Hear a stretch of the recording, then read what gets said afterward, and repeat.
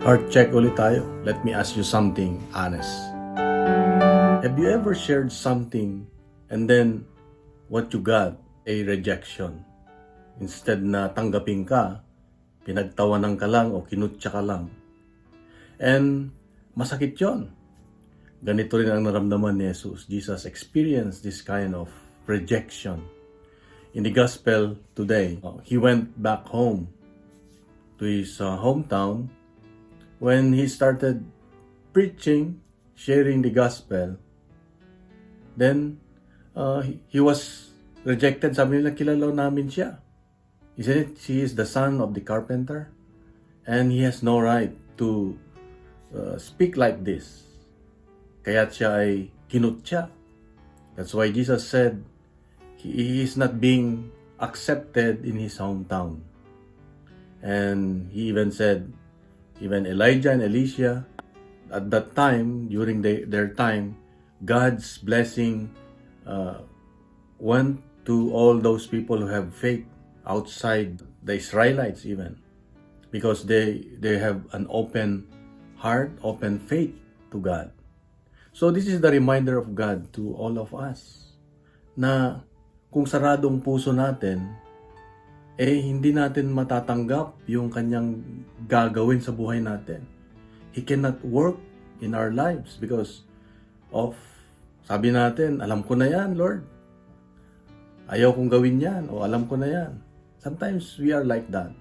Lalo na pag meron tayong, for example, sa pamilya natin, meron tayong sinasabing gagawin natin na maganda, sila pa yung unang magre-reject.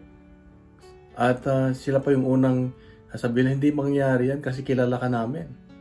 Kahit sa mga katrabaho natin, kahit sa mga kakilala natin, kahit sa community natin sa simbahan.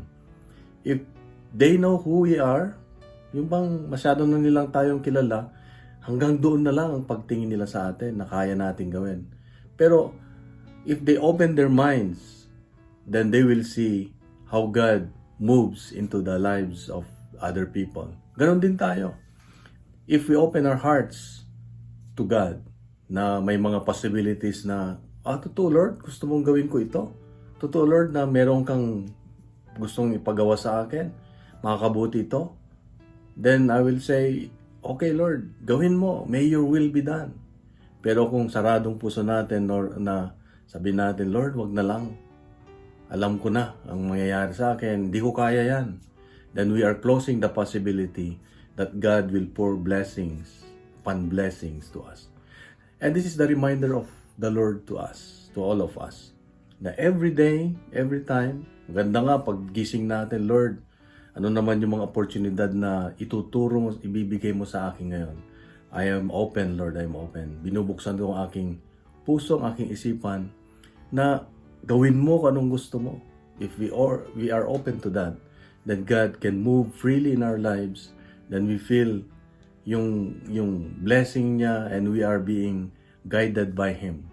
Kaya mga kapatid, this is the invitation of the Lord to all of us, to you and to me, na wag nating isarang puso natin para ang Diyos, ang biyaya ng Diyos ay bubuhos sa atin at hindi yung ibibigay niya sa mga taong mas makakatanggap sa Kanya at makakatanggap ng Kanyang biyaya.